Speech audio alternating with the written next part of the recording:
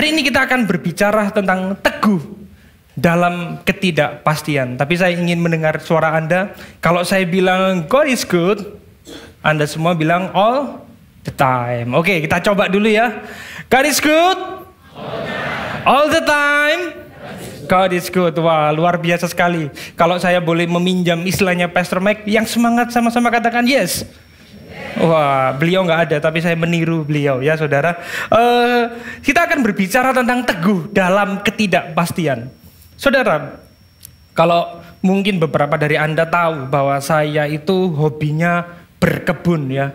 Saya tuh suka tanam-menanam ya. Beberapa tahun silam saya tuh menanam pohon mangga. Saya beli itu yang cangkokan. Supaya apa harapannya? Nggak sampai 5 tahun itu sudah berbuah. Tetapi faktanya pohon mangga yang saya beli itu sudah lebih dari 5 tahun. Nggak berbuah saudara. Sudah tua sekali. Bahkan kalau berbunga bentar habis gitu rontok. Bahkan daunnya kerap kali terserang penyakit. Setelah saya selidiki ternyata tanah di mana saya menanamnya itu nggak subur ya. Kurang nutrisi. Walaupun akarnya sudah kemana-mana, sampai paving-paving itu ngangkat, tetapi tidak berbuah. Nutrisinya kurang. Ternyata saya googling ya saudara, untuk tumbuhan itu bisa bertumbuh, itu butuh nutrisi secara makro dan mikro. Wih, sampai tahu, ini saya bukan menteri pertanian ya saudara ya. Tapi sampai saya tahu, karena saya senang tanam-menanam. Nggak bertumbuh ya, akhirnya saya potong. Kemudian gak lama, saya baru-baru ini lebih tepatnya, saya menanam pohon pepaya. Dan buah dari pohon pepaya saya itu sangat lebat. Ada ratusan bahkan. Sampai teman-teman gereja beberapa mungkin sudah menikmati ya pohon pepaya saya. Saya post di story, siapa yang mau DM please. Istri saya bagi-bagi, karena saking banyaknya sampai ratusan, pohon itu full. Tetangga saya di dalam komplek perumahan, seluruh blok saya itu sudah menikmati buah pepaya itu, saudara. Karena saya memperhatikan nutrisinya dengan baik. Saya waktu itu pelihara ayam. Ini pendeta atau tukang kebun atau peternak ya, karena saya suka. Itu hobi saya ya, saudara. Saya pelihara ayam, ya itu tai-tainya itu saya taruh di akar-akarnya, saya beri pupuk. Nggak kerasa tai kan ya saudara yang saya berikan pepaya kan ya. Enggak lah, itu kan nutrisinya yang diambil. Jadi buahnya itu lebat sekali karena nutrisinya baik saudara. Saudara, demikian pula dengan kehidupan kita sebagai orang percaya. Sebenarnya gini saudara, kita itu sering ke gereja, kita melakukan aktivitas-aktivitas yang terlihat religius selama bertahun-tahun, pelayanan, aktif. Tapi kita nggak pernah menemukan nutrisi yang tepat. Kita berakar pada sesuatu yang salah, saudara. Saya berdoa dalam eksposisi kita, dalam Injil Yohanes ini, kita dapat mengenali siapakah Sang Firman itu. Kita mengalami perjumpaan dengan pribadi Sang Firman itu. Mengapa kita perlu demikian? Supaya kita teguh menghadapi ketidakpastian. Teguh ini seperti nama saya, saudara sebenarnya. Nama saya itu Defrindi Hatoguan. Kalau kata opung saya, karena saya keturunan Batak ya, Hatoguan itu artinya keteguhan ya katanya ya. Katanya almarhum opung saya, saudara. Jadi kita akan belajar tentang teguh dalam ketidakpastian. Dan kita perlu mengerti firman itu dengan baik. Saya rindu kita membaca bergantian. Di dalam Yohanes 1 ayat 1 sampai 14, saya rindu kita membaca bergantian. Saya akan mengawalinya, kemudian kita bersaut-sautan. Yang semangat sama-sama katakan yes. Puji Tuhan. Saya akan mengawalinya. Pada mulanya adalah firman. Firman itu bersama-sama dengan Allah. Dan firman itu adalah Allah. Ia pada mulanya bersama-sama dengan Allah. Segala sesuatu dijadikan oleh Dia, dan tanpa Dia tidak ada sesuatu pun yang telah jadi dari segala yang telah dijadikan. Bapak Ibu? Ada terang manusia. Terang itu bercahaya di dalam kegelapan dan kegelapan itu tidak menguasainya. Kita langsung loncat ayat 9, Bapak Ibu yang terkasih dalam Kristus. Terang yang sesungguhnya yang menerangi setiap orang sedang datang dalam dunia. Ia telah ada di dalam dunia dan dunia dijadikan olehnya, tetapi dunia tidak mengenalnya. Bapak Ibu, ia datang kepada milik kepunyaannya, tetapi orang kepunyaannya itu tidak menerimanya. Tetapi semua orang yang menerimanya diberinya kuasa supaya menjadi anak-anak Allah, yaitu mereka yang percaya dalam namanya. Bapak Ibu yang terkasih, orang-orang yang diperanakan bukan dari darah atau dari daging, bukan pula secara jasmani oleh keinginan seorang laki-laki, melainkan dari Allah. Firman itu telah menjadi manusia dan diam di antara kita, dan kita telah melihat kemuliaannya, yaitu kemuliaan yang diberikan kepadanya sebagai anak tunggal Bapa, penuh kasih karunia dan kebenaran. Demikian jauh pembacaan firman yang telah kita lakukan. Berbahagialah kita semua yang sudah membacanya, merenungkan, dan melakukannya di dalam kehidupan kita sehari-hari. Amin. Melalui firman Tuhan pada hari ini, kita akan belajar 3 poin penting ya Bapak Ibu. Yang pertama, kita akan belajar siapakah Sang Firman sejati. Mengapa sih perlu berakar dengan teguh kepada Sang Firman sejati itu? Lalu kita belajar bagaimana supaya kita dapat teguh dalam menghadapi ketidakpastian. Kita akan belajar poin yang pertama. Saudara yang terkasih, saya ingin mengintroduce sedikit ya. Di sini Yohanes itu, ini Injil Yohanes itu Injil yang cukup unik ya saudara. Kalau kita lihat Matius, Markus, Lukas itu biasanya Matius dia menunjukkan silsilah, Lukas menunjukkan masa kanak-kanak Yesus.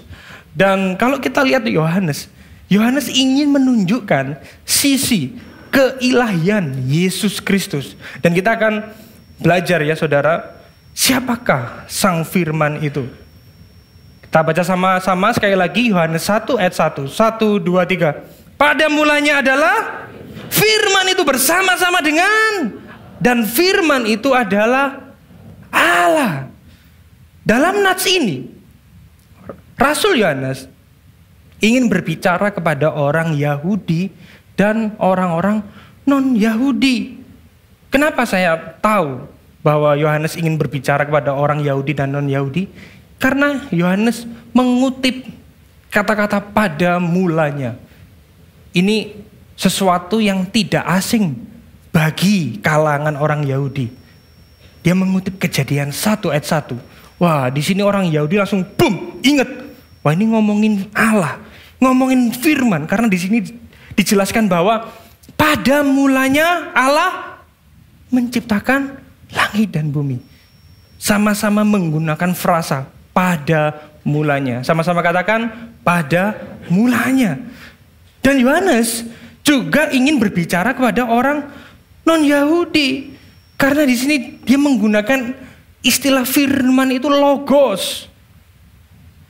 Pada mulanya adalah firman. Firman di sini menggunakan kata-kata logos. Firman itu bersama-sama dengan Allah. Dan firman itu adalah Allah. Jadi saya tuh bingung ya kalau ada orang-orang itu, oh nggak boleh ngomong Allah. Kalau ngomong Yesus itu harus Yesua Hamasiah gitu. Nggak salah itu saudara. Tapi kalau mau protes saja sama Rasul Yohanes ya saudara. Di sini Yohanes mengganti istilah YHWH itu dengan logos. Ini bahasa Yunaninya menggunakan logos. Nah kita akan belajar saudara. Logos ini apa sih? Logos ini sebuah gagasan, sebuah istilah yang cukup umum di kalangan orang-orang Yahudi atau orang-orang non-Yahudi yang mereka itu dipengaruhi oleh budaya Helenisme. Saudara ya, saya juga nggak ingin memperberat Anda, ini akhir tahun, ini kok firmannya sudah filsafat gini ya, sabar ya saudara ya. Menyesal datang ke gereja, tahu gitu mikir bakar-bakar, belanja-belanja, sudah beli ikan, beli apa, atau nonton, atau ngapain. Sabar saudara ya, katakan pada kanan kiri Anda sabar. Kita akan belajar sama-sama ya mengenai hal ini. Ada gagasan mengenai logos. Sebenarnya ini pencetusnya adalah Heraklitus. Dia hidup 500 tahun sebelum Yesus. Jadi logos ini dianggap sebagai suatu yang mempersatukan hukum atau akal yang dianggap sebagai pola yang sangat stabil dalam dunia yang dipahami terus berubah. Jadi Heraklitus ini bertujuan untuk menetapkan suatu prinsip yang sangat baik di dalam dunia yang tidak stabil, dunia yang terus berubah. Dan prinsip itu disebut dengan logos. Dan kata-kata logos itu dikutip oleh Rasul Yohanes. Sangat cerdas sekali Rasul Yohanes. Dia ingin berbicara pada dua audiens, orang Yahudi dan non-Yahudi. Ternyata ini juga dikembangkan oleh seseorang namanya Philo yang ngomongnya. Kalau Philo itu stroke ya saudara ya. Ya ini dia mengatakan seperti ini saudara. Logos itu sebagai perantara antara Allah dan manusia yang membawa hikmat dan kebijaksanaan Allah kepada dunia. Logos dianggap sebagai agen utama dalam penciptaan. Logos terlibat dalam proses penciptaan. Logos sebagai perantara antara Allah yang transenden dan dunia yang tercipta. Nah, sejauh ini keren ya saudara ya. Tapi pendapat dari seorang filsuf namanya Philo ini mempengaruhi ajaran-ajaran sesat yang ada di sekitar kita hingga saat ini. Karena ini selanjutnya, ketika saya menyelidiki, dia mengatakan seperti ini. Logos hanya metaforis, hanya simbolis dari hikmat Allah. Logos itu bukan pribadi Allah. Yesus bukan pribadi Allah. Logos itu hanyalah ide yang bersama-sama dengan Allah sejak kekekalan. Logos ini makhluk yang rendah, lebih rendah daripada Allah. Artinya dia tidak sehakikat dengan Allah. Logos tidak menyelamatkan. Logos hanya memberikan hikmat. Wah, ini keliru saudara. Kita akan belajar dulu pandangan-pandangan yang keliru. Tapi saya tidak akan memaparkan semua karena ini bukan kuliah Kristologi 3 SKS ya saudara. Saya berikan contoh-contoh yang mungkin sering kita dengar di dalam kehidupan kita sebagai orang Kristen. Kita akan belajar. Sabar saudara. Jangan bingung dulu, kadang itu saya sedih gitu ya kalau saya visit beberapa CG, aku tuh bingung dengan firmannya. Langsung implikasi Injil aja, langsung karena Injil aja lah. Kadang aku ngantuk-ngantuk tak dengerin karena Injilnya aja. Jangan gitu saudara, karena ini sebuah kesatuan yang harus kita pahami. Kalau saya mau ya saya seneng aja, langsung karena Injil aja saudara. Tidak ngabis-ngabisin suara, tapi kan saya ingin membagikan yang terbaik buat Anda. Sebagai tanggung jawab saya sebagai hamba Tuhan, supaya Anda mendapatkan asupan nutrisi yang baik. Supaya kita gak hanya sekedar tahu, tapi kita benar-benar mengenal sang firman itu saudara. Ini penting banget sekali lagi buat kita sebagai orang Kristen. Supaya apa sih? Supaya kita itu gak terkecoh loh dengan khotbah-khotbah yang terdengar. Waduh khotbah ciam, ngajari moralnya tuh bagus sekali. Kelihatannya orangnya tuh sungguh-sungguh. Dia tuh ngajari nasihat-nasihat yang bagus. Nah, seringkali banyak dari orang Kristen tuh lagi-lagi terkecoh dengan hal-hal yang demikian. Padahal doktrin utamanya, doktrin primernya, pilar-pilarnya itu tuh sudah tidak sudah tidak sejalan dengan keutuhan firman Tuhan. Nah, hari ini kita akan belajar. Nah, ini istilah yang sangat sering sekali, apalagi kalau Anda dibesarkan dalam lingkungan karismatik ya, seperti saya saudara. Saya tidak bermaksud menghina siapapun, saya sendiri. Orang karismatik kalau berdoa gini, kebanyakan ya, nggak semua. Kebanyakan gini, biarlah firman Tuhan itu menjadi rema. Betul tak betul? Sering kan dengar gitu, biarlah firman itu menjadi rema. Seolah membedakan antara firman logos itu dengan rema. Sering sekali. Padahal ini itu sama. Logos dan rema itu digunakan secara bergantian, interchangeable, sinonim di dalam Alkitab. Tidak ada yang membedakan antara logos dari dengan firman. Seringkali itu gini loh. Ya ini firmannya benar-benar merema di dalam hati saya. Makanya ini benar-benar mengena. Nah, pertanyaannya gini. Ketika Anda membaca tentang Yesus berjalan di atas air gitu. Wah, ini pengetahuan secara logos ini. Ini kebanyakan orang tuh salah di situ. Nah, berarti kalau jadi rema, saya juga harus berjalan di atas air. Nah ini kan keliru saudara. Keliru. Kalau Anda nggak bisa renang, paling ya help dan akhirnya kelelep ya saudara ya. Gak bisa kita membedakan seperti itu. Pandangan logos dan rema ini kalau kita tahu, ini adalah konsep teologi liberal dari neo-ortodoks atau Bartianisme, dan tokoh yang mempopulerkan dan membedakan antara logos dan rema ini bernama Charles Farah. Farah sekali pandangannya memang ya saudara. Salah saudara. Jadi jangan membeda-bedakan antara logos dan rema, karena di Alkitab pun bergantian menggunakannya saudara. Supaya kita ngerti ya, kalau berdoa jangan berdoa seperti itu lagi. Sama saja. Sami mawon, nggih, saudara. Sama saja. Ini bahaya kalau kita itu membeda-bedakan seperti itu. Atau ini, mungkin Anda belum pernah dengar yang ini. Ini doketisme. Ajaran ini mengajarkan bahwa Yesus itu hanya terlihat mempunyai tubuh manusia. Tapi itu bukan benar-benar tubuh. Itu ilusi saja. Nah ini pandangan yang dipengaruhi oleh filsafat Yunani, namanya genotisme. Itu mereka itu senang membeda-bedakan antara yang materi dan non materi. Mereka menggolongkan kalau Yesus itu tubuh artinya jahat.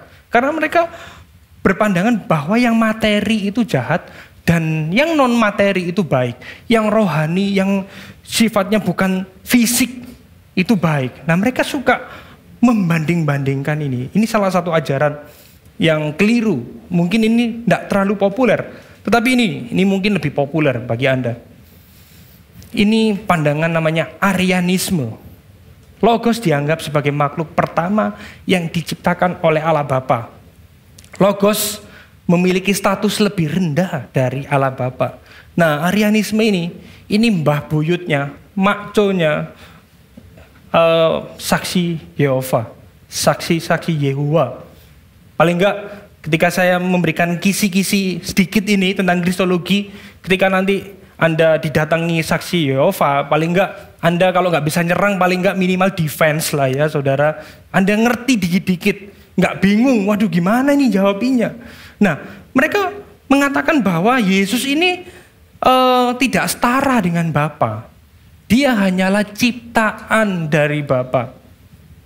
Dia nggak setara.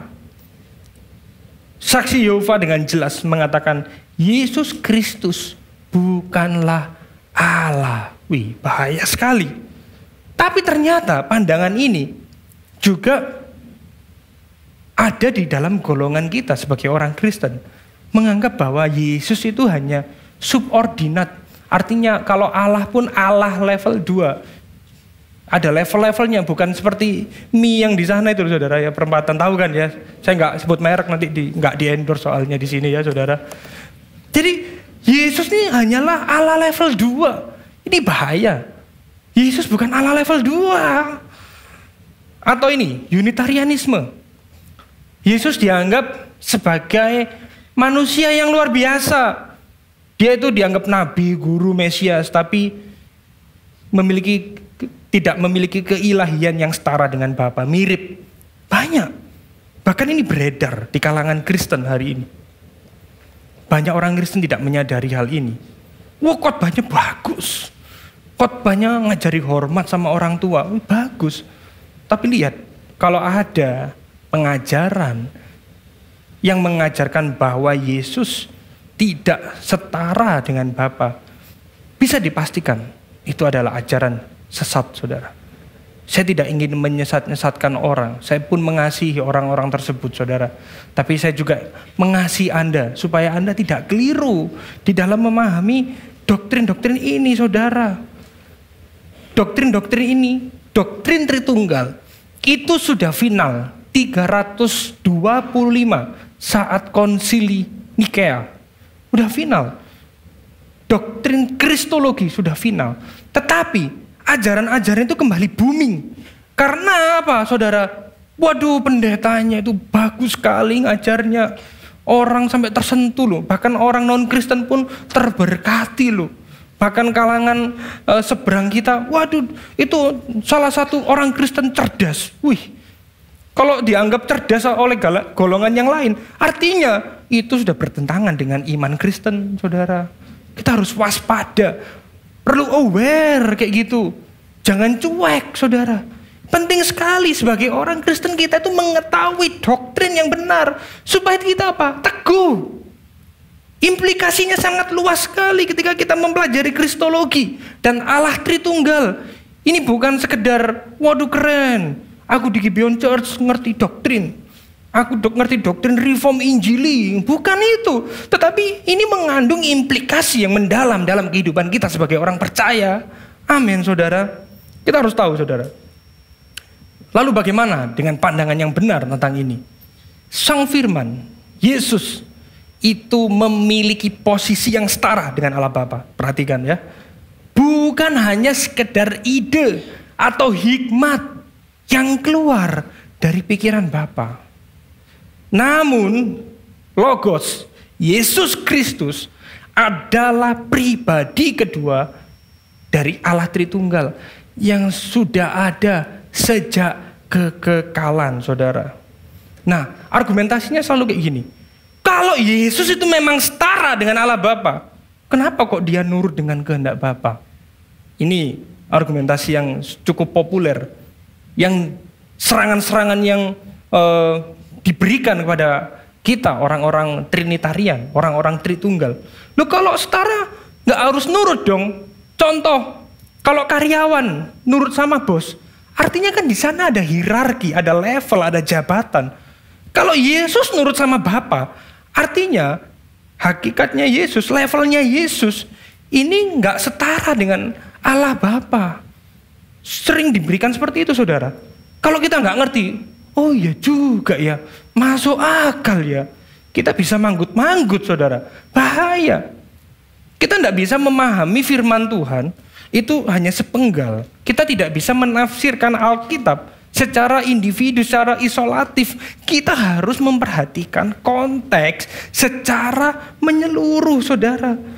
Bahwa Yesus ini setara dengan Allah Bapa, setara dalam penciptaan. Kejadian 1 ayat 26 mengatakan, lalu berfirmanlah Allah, baiklah kita menjadikan manusia menurut gambar dan rupa kita. Ini setara, saudara. Contoh lagi, Yohanes 17 ayat 21, supaya mereka semua satu, sama seperti engkau Bapa di dalam aku di dalam engkau, agar mereka juga satu di dalam kita, supaya dunia percaya bahwa engkau yang telah mengutus aku. Ini ngomongin kesetaraan, kesatuan dari Tritunggal, tidak boleh dipisah-pisah, saudara. Perhatikan yang ini, saudara. Allah kita, Allah Tritunggal, artinya apa? Satu hakikat, tiga pribadi dengan peran yang berbeda. Sama-sama ikuti saya ya. Satu hakikat, tiga pribadi. Sekali lagi, satu hakikat, tiga pribadi. Walaupun saya tidak memaparkan doktrin Tritunggal secara utuh, karena ini memang gak cukup waktunya, paling enggak Anda ngerti Allah yang kita sembah, satu hakikat, tiga pribadi dengan peran yang berbeda. Allah Bapa merancangkan, perannya dalam merancangkan karya penebusan. Allah Putra, Yesus Kristus, Sang Firman, Logos, mengeksekusi rencana penebusan. Allah Roh Kudus memastikan rencana dan eksekusi penebusan yang dilakukan untuk orang percaya itu tidak gagal, saudara. Ini merupakan jaminan bagi kita semua. Ini implikasi yang mendalam, saudara. Bahwa keselamatan kita tidak pernah bisa gagal kalau Anda adalah orang-orang percaya. Amin, saudara. Rencana kita mungkin bisa gagal. Rencana kita selama tahun 2023 mungkin banyak yang gagal, saudara. Rencana pengembangan bisnis kita bisa gagal. Mungkin sudah gagal. Rencana masuk kampus terbaik mungkin gagal, saudara. Rencana liburan kita mungkin bisa gagal juga. Atau Anda yang berencana untuk menikah gagal juga. Bisa jadi, saudara. Tapi kabar baiknya, saudara, rencana keselamatan dalam kehidupan kita sebagai orang percaya tidak pernah bisa gagal. Amin. Berikan sorak-sorai kemuliaan bagi Tuhan kita, saudara. Ini kabar baik. Karena apa? Roh Kudus menjamin dan memeteraikan sehingga tidak ada yang dapat menggagalkan rencana Allah bagi kita. Tidak ada yang bisa memisahkan kita dari kasih Kristus. Entah itu pedang, entah itu penderitaan, entah itu kelaparan. Tidak ada yang bisa memisahkan kita dari kasih Kristus. Ini kabar baik, saudara, bagi kita. Kita harus tahu, saudara, di sini kita melihat bahwa Yesus itu sudah ada sejak kekekalan, pre-existence. Bahkan dia mengatakan, aku ada sebelum Abraham ada. Ini ngomongin Yesus sudah ada sejak kekekalan. Secara koeksisten, dia menunjukkan kesetaraannya dengan Allah Bapa. Secara self-existence, dia tidak bergantung pada apapun. Karena dia adalah sumber dari segala sesuatu. Kenapa sih? Kok penting banget kita mengerti ini, saudara? Karena kristologi adalah permasalahan hidup dan mati. Salah langkah bisa berdampak fatal. Jika ini kebenaran di masa lampau, maka begitu juga hari ini. Masalah kristologi bukan main-main, saudara. Ini masalah hidup dan mati kita. Ini tentang perjalanan iman kita, saudara. Ini bisa berbahaya sekali kalau kita salah di dalam memahami kristologi. Kita tahu, saudara, kita sudah belajar sedikit. Yesus adalah firman, logos, yang berinkarnasi menjadi manusia. Kita masuk dalam bagian 1B. Saudara, Yesus turun ke dunia. Itu bukan membawa agama, bukan memperkenalkan agama Kristen bagi Anda. Dia juga bukan membawa kitab suci. Tetapi dia membawa dirinya sendiri untuk datang pada kita manusia berdosa. Ini kabar baik. Ini pengharapan bagi kita. Inilah diferensiasi. Inilah perbedaan kekristenan dengan keyakinan yang lain. Saya tidak menjumpai keyakinan lain di mana Allahnya itu turun menjadi manusia. Dia bukan hanya cuma oke, good luck, sampai jumpa di surga. Dia nggak pernah mengatakan kayak gitu.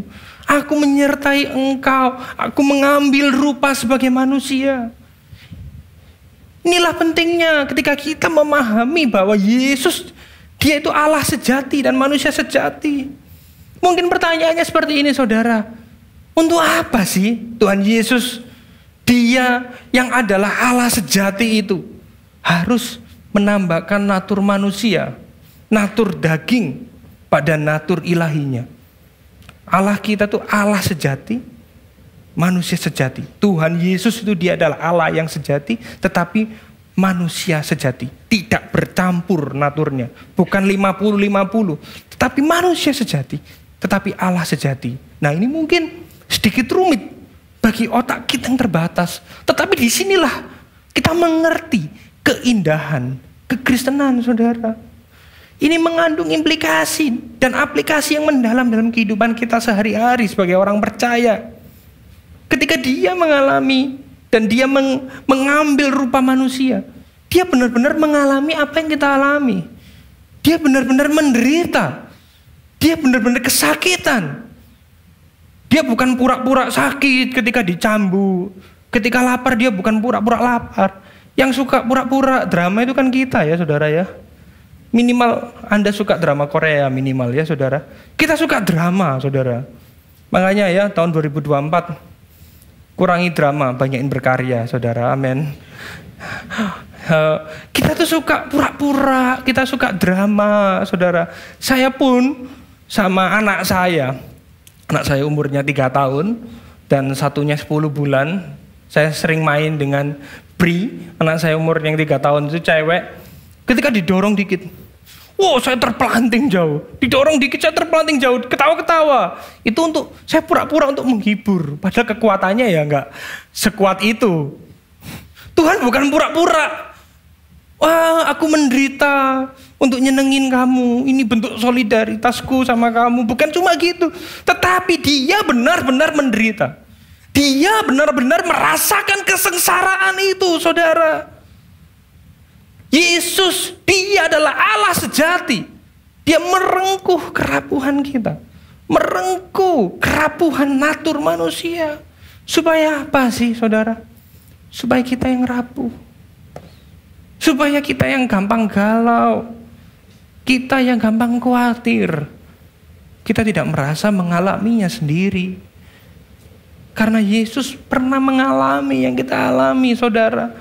Mengapa kita perlu mempercayai bahwa Yesus adalah Allah sejati? Karena Allah kita itu Allah yang benar-benar jadi manusia, saudara.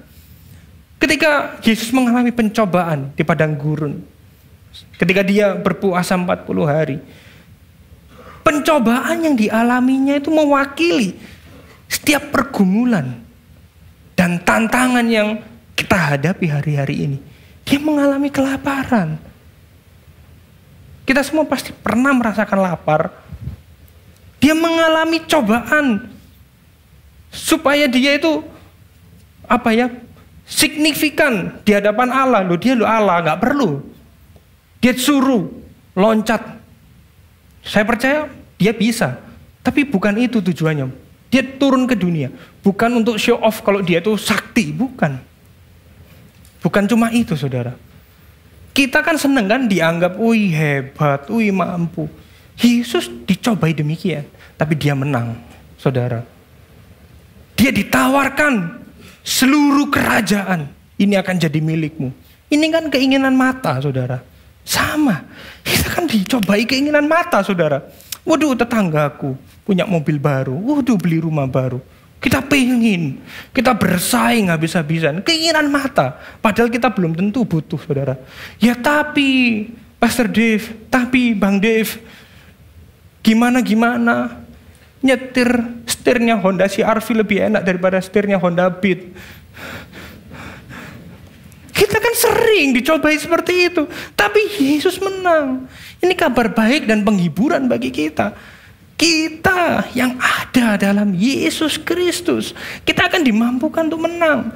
Karena Yesus pun menang, saudara. Mungkin kita sering kali jatuh bangun. Tapi kita akan dimampukan, saudara. Ini berkaitan dengan problem eksistensial dan fundamental yang kita alami. Ketika Yesus dicobai, ini berkaitan dengan apa yang ada dalam diri kita, berhala kita, kebutuhan kita. Kita dicobai akan hal itu, saudara. Maka dari itu di sini Martin Luther mengatakan hal yang sangat luar biasa. Yesus mengenakan natur daging itu merupakan penghiburan yang besar bagi kita. Merupakan penghiburan yang begitu besar. Ketika Tuhan Yesus mengambil natur manusia, mengambil natur daging kita. Karena Yesus pun merasakan yang kita alami, saudara.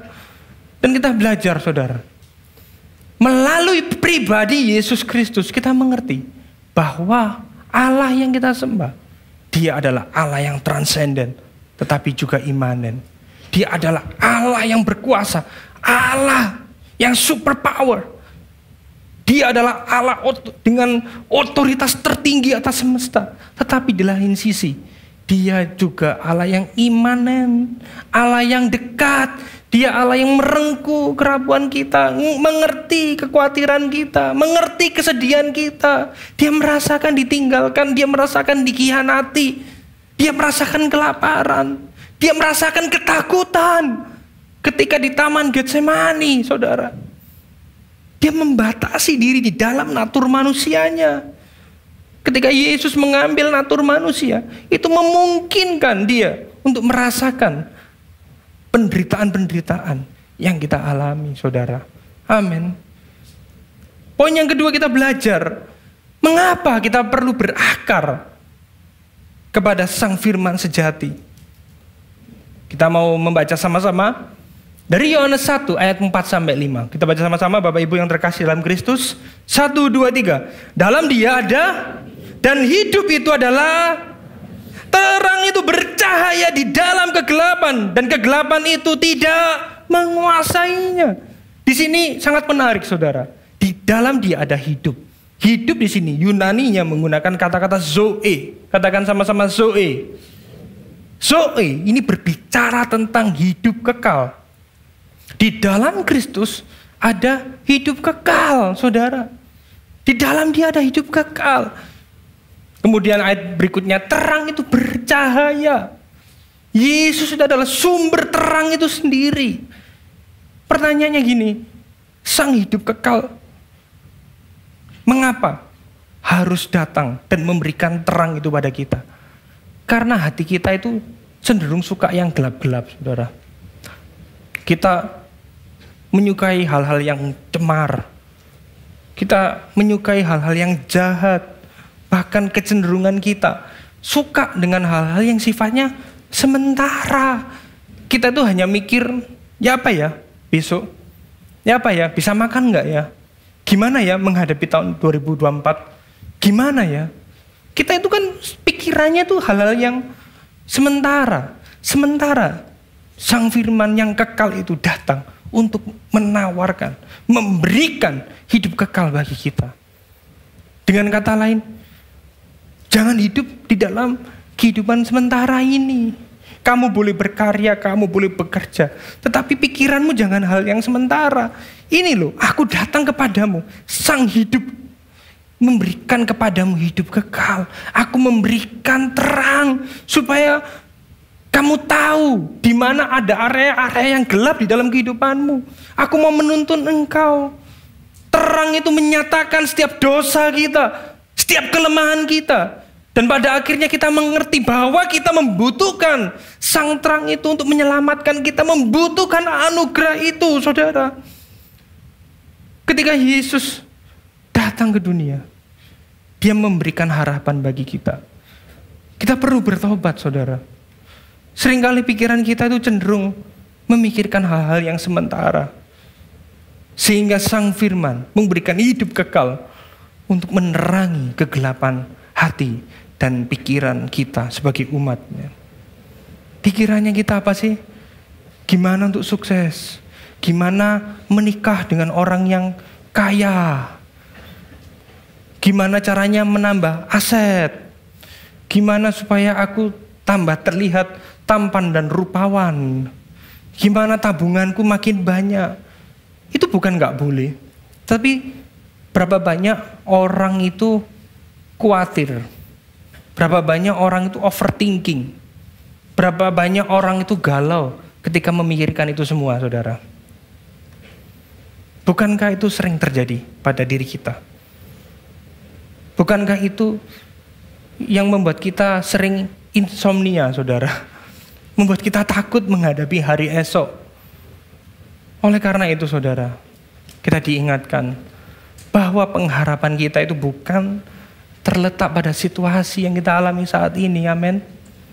Pengharapan kita itu pada apa yang Kristus telah lakukan dalam kehidupan kita. Dia datang untuk memberikan hidup kekal itu, supaya kita memiliki hidup kekal di dalam Kristus. Berikan sorak-sorai yang paling meriah buat Tuhan kita, saudara. Amin.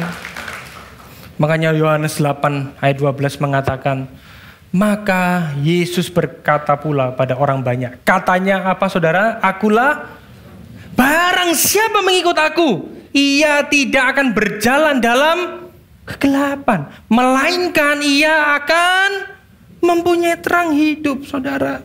Biarlah kita benar-benar mau datang kepadanya, karena dia sudah datang terlebih dahulu bagi kehidupan kita, saudara. Nggak peduli segelap apapun masa depan yang akan kita hadapi, tetapi kita yang ada dalam Kristus, kita dapat memiliki pengharapan sejati. Nggak peduli prediksi para pakar ekonomi, para pakar politik, atau paranormal yang meramalkan tentang sio Anda. Wah, ini nggak cocok ini tahun depan ini. Hati-hati bagi Anda yang berbau tanah-tanah gitu ya, tolong jauhi apa gitu, jauhi logam ya. Hidup kita tidak dipengaruhi hal-hal itu, saudara. Kita nggak perlu menaruh harapan pada prediksi-prediksi itu. Oke lah, kita ngerti. Tetapi kita perlu diingatkan bahwa kita memiliki pengharapan yang sejati di dalam Kristus. Amin. Katakan pada kanan kiri Anda punya pengharapan dalam Kristus. Tepuk kanan kiri Anda punya pengharapan dalam Kristus. Bilang ke diri Anda masing-masing, saya punya pengharapan dalam Kristus. Saya punya pengharapan dalam Kristus. Inilah yang menenangkan kita, saudara. Inilah yang membuat kita teguh menghadapi dunia yang tidak stabil, dunia yang terus berubah. Ini pengharapan kita, saudara. Kita perlu ingat, kebenaran firman Tuhan itu lebih tinggi dari realita atau fakta yang kita hadapi. Mungkin pergumulan kita nggak selesai, permasalahan kita masih ada. Faktanya loh Tuhan, perusahaanku bangkrut. Faktanya loh, aku kanker. Faktanya loh, keluargaku berantakan. Relasiku hancur. Hidupku sedang tidak baik-baik saja. Tapi ingat saudara, firman Tuhan itu lebih tinggi daripada realita atau fakta yang kita hadapi. Firman Tuhan berkata apa? Aku menyertai engkau di dalam setiap kondisi dan musim hidupmu. Ini kabar baik, saudara. Kalaupun keadaan kita tidak berubah, ingat, kalau kita melihat dari kacamata Injil, dari lensa Injil, Tuhan seringkali justru rindu untuk merubah hati kita daripada merubah situasi kita. Goalsnya kita itu sebagai orang percaya itu bukan sukses, bukan makin keren, tapi goals kita sebagai orang percaya itu makin serupa seperti Kristus. Amin. Makin serupa dengan Dia, saudara. Yang kita butuhkan itu di dalam menghadapi ketidakpastian itu bukan iman yang besar, tetapi iman yang benar. Sama-sama katakan iman yang benar. Iman yang benar, bukan iman yang besar. Karena iman yang benar itu akan menuntun Anda pada perbuatan yang benar.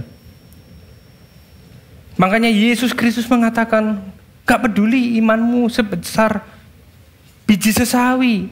Yang penting kamu itu punya iman yang benar. Dan iman yang benar itu hanya iman kepada Aku, Sang Juru Selamat, Yesus Kristus. Itulah yang kita butuhkan, saudara. Kalau kita punya iman yang besar, tetapi iman yang salah, sama saja.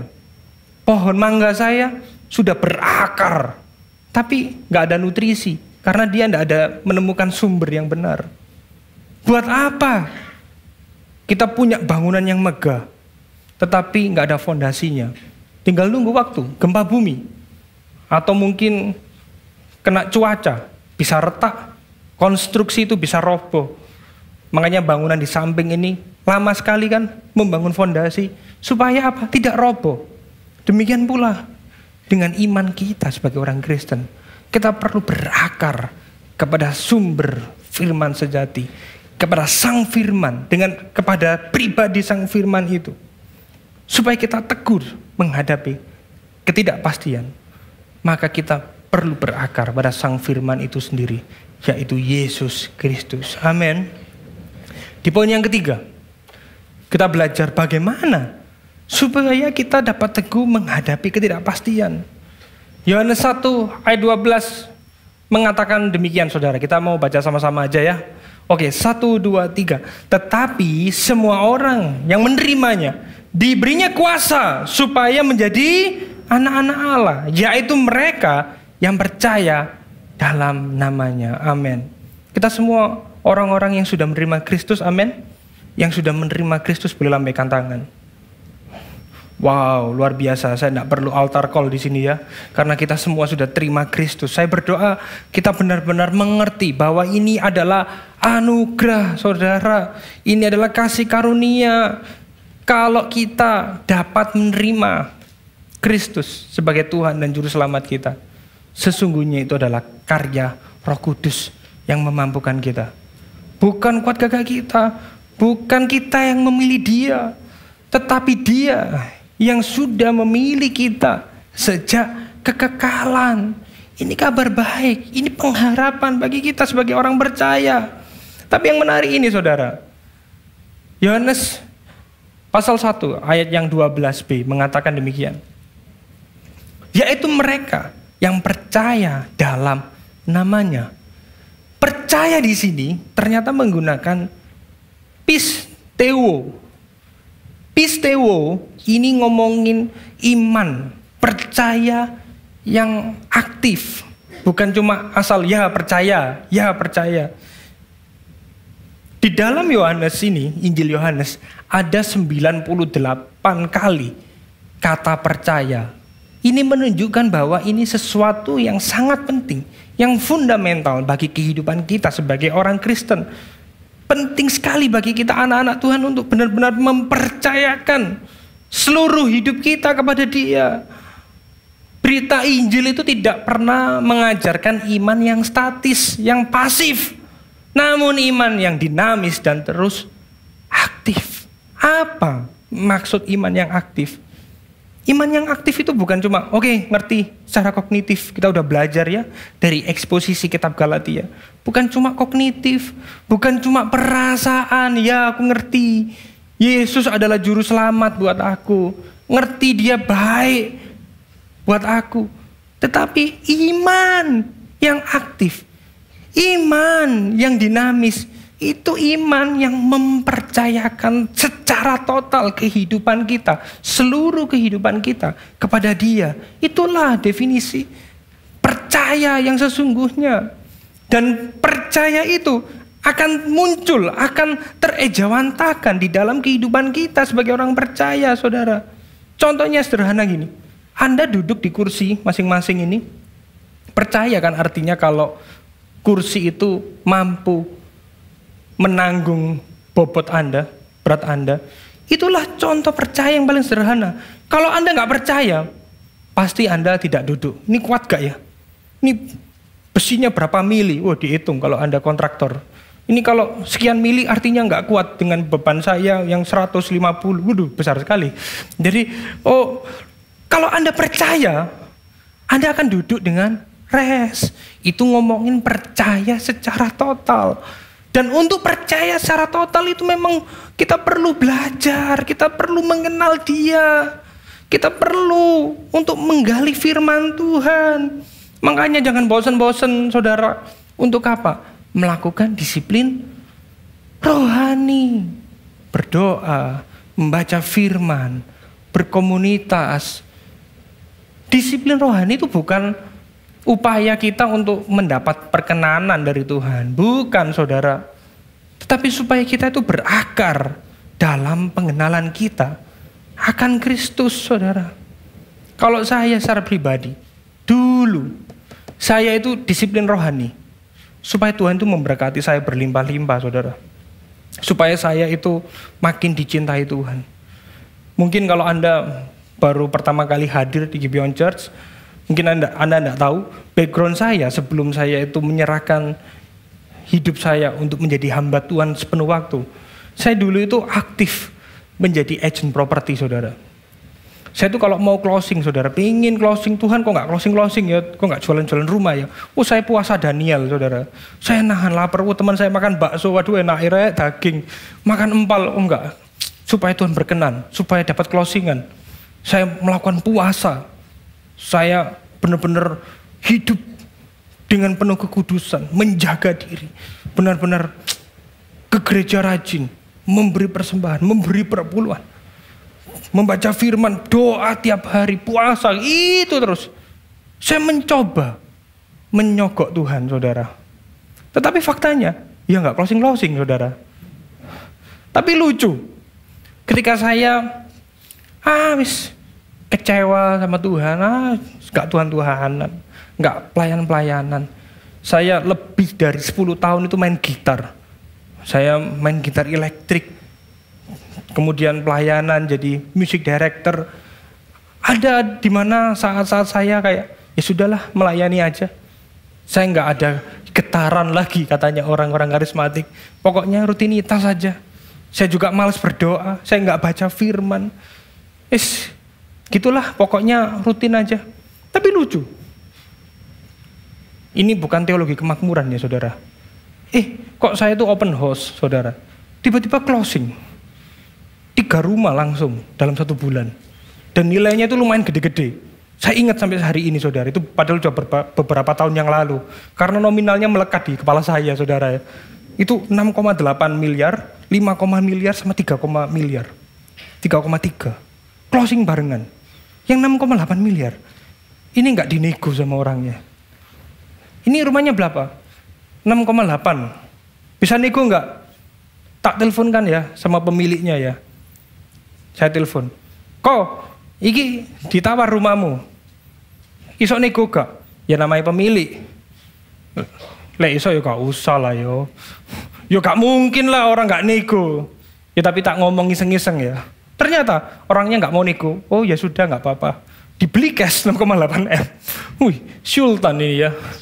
Kalau saya sultan kesulitan ya saudara ya. Jadi benar-benar sultan. Luar biasa sekali. Saya bingung di sana. Loh Tuhan, aku ini gak sungguh-sungguh sama engkau. Aku mangkel. Kok tambah closing Tuhan? Ini berarti pendapatnya pendeta-pendeta teologi kemakmuran itu salah dong. Berarti kasih Tuhan. Kalau Tuhan mau menitipin berkat, bukan tergantung dengan upaya kita. Ini bertentangan dengan apa yang saya yakini selama bertahun-tahun sebagai orang percaya. Kok bisa? Pas saya males sama Tuhan. Justru Tuhan menyatakan anugerahnya. Ini bukan formula saudara. Jangan kalau gitu aku gak usah gereja yo. Wah ini bahaya. Ini sebenarnya saya gak mau cerita ini. Tapi ini mau saya memberikan contoh ini pada Anda. Tuhan itu kalau memberkati, kalau menitipkan, itu bukan punya kita. Dan kalau dia menitipkan itu pada kita, itu bukan tergantung dari Anda saudara. Makanya kalau kita jualan khotbah teologi kemakmuran di negara-negara maju, gak laku saudara. Karena orang-orang yang mengklaim dirinya ateis pun, mereka bisa sukses. Mereka bisa kaya raya. Tapi kalau jualan teologi kemakmuran di Afrika itu, orang suruh makan rumput pun mau, saudara. Beneran itu saudara. Makanya Tuhan itu berkat itu bukan ukuran, bukan indikator, bukan goals orang Kristen, saudara. Goals kita sebagai orang Kristen itu apa sih? Kita itu hari lepas hari makin serupa dengan Kristus. Bukan berkat saudara, bukan uang, bukan kesehatan saudara. Bukan itu semua. Tetapi kita itu semakin mengenal Dia. Kita semakin berakar kepada Dia. Itulah tujuan kita sebagai orang-orang percaya yang telah menerima karya penebusan saudara. Kalau itu diberkati, ya itu memang anugerah umum yang diberikan oleh Allah kepada semua orang. Hari ini kalau kita bisa percaya kepada Dia, itu adalah anugerah khusus. Makanya berkat terbesar itu ketika kita bisa percaya kepada Kristus. Kita menerima keselamatan. Itu adalah berkat terbesar kita sebagai orang percaya, saudara. Kita perlu rajin membaca firman, berdoa. Bukan untuk dapat berkat. Bukan supaya hidupmu berkelimpahan, dijauhkan dari pisau, operasi, kutuk, dan lain sebagainya. Tetapi supaya kita semakin mengenal Dia melalui firman-Nya itu, saudara. Karena firman-Nya itulah yang memampukan kita untuk tetap dapat teguh di dalam ketidakpastian. Karena Roh Kudus senantiasa mengingatkan serta memampukan kita untuk dapat menghidupi Injil melalui firman yang telah kita baca dan kita renungkan. Amin, saudara. Kita baca 1 Yohanes 14 ini sebagai gospel connection kita pada hari ini, saudara. Kita baca sama-sama, Bapak Ibu. Firman itu telah menjadi manusia dan diam di antara kita, dan kita telah melihat kemuliaannya, yaitu kemuliaan yang diberikan kepadanya sebagai anak tunggal Bapa, penuh kasih karunia dan berikan sorak-sorai bagi Tuhan kita, saudara. Ini kabar baik. Diam di sini ketika saya selidiki bahasa aslinya menggunakan kata-kata eskenosen. Akar kata dari eskenosen ini adalah skeno. Skeno. Artinya apa? Tuhan berdiam. Dia bertabernakel. Dia tinggal di dalam orang percaya. Ini kabar baik. Siapa kita? Tuhan yang mulia turun ke dunia, tinggal di dalam diri kita yang hina, diri kita yang najis ini. Dia tinggal. Ini merupakan pengharapan yang begitu besar dalam kehidupan kita. Sang firman yang kekal tidak hanya memberikan hikmat dan teladan, namun Dia berdiam, Dia berkemah, tinggal, Dia berhabitasi. Dia bukan hanya visit, Dia tinggal dalam diri kita. Dia menyertai, memberikan kekuatan untuk menghadapi hari esok yang tidak pasti itu, saudara. Ini kabar baik yang luar biasa, saudara. Sang firman rela menjadi daging supaya kita yang masih ada dalam daging, kita tidak bergumul sendirian. Sang firman rela turun ke dunia, rela mengalami penolakan supaya kita, umat pilihannya, dapat diterima Allah Bapa di dalam Kristus Yesus. Sang firman itu rela turun ke dunia untuk menerangi kecenderungan kita yang gelap, menerangi kegelapan dosa kita, supaya kita, umat pilihannya, supaya kita orang-orang percaya dapat semakin mengenal Dia dan semakin serupa dengan Kristus. Amin. Berikan tepuk tangan yang paling meriah sekali lagi buat Tuhan kita, saudara. Sebagai pertanyaan reflektif untuk menutup tahun 2023 ini, saudara. Selama ini, sudahkah kita mengenal Sang Firman itu dengan sungguh? Apakah kita hanya sekedar tahu, atau kita sudah benar-benar mengalami perjumpaan dengan Sang Firman yang hidup itu? Hal apa yang seringkali menjadi hambatan kita untuk berakar pada Sang Firman? Mungkin Anda boleh mengambil waktu untuk merenungkan ini.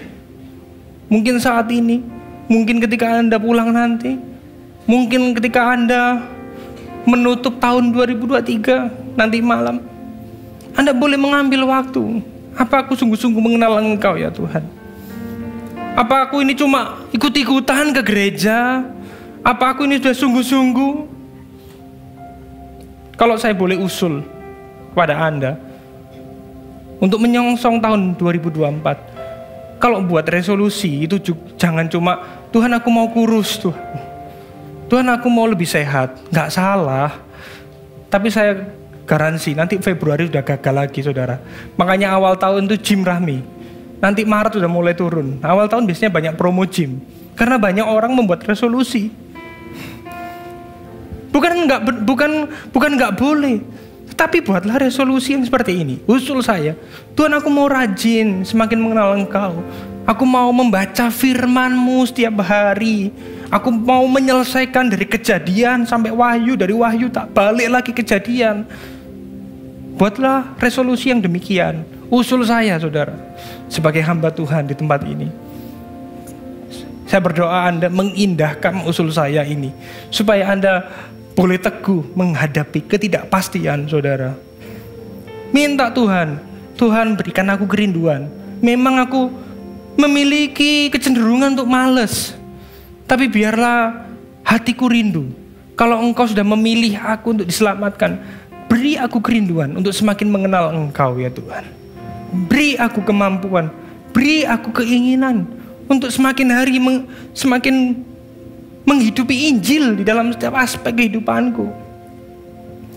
Saudara yang terkasih, kita perlu bertobat dari rasa khawatir yang disebabkan karena seringkali kita memikirkan dan fokus pada hal-hal yang sifatnya sementara ketimbang hal-hal yang bernilai kekal. Kita perlu bertobat, saudara. Ingatlah bahwa Yesus Kristus Sang Firman, Dia adalah Allah yang kekal, rela turun, menjelma, mengambil rupa manusia, supaya kita yang mestinya binasa boleh mendapatkan hidup kekal di dalam Dia. Amin. Saya undang Anda untuk bangkit berdiri, saudara.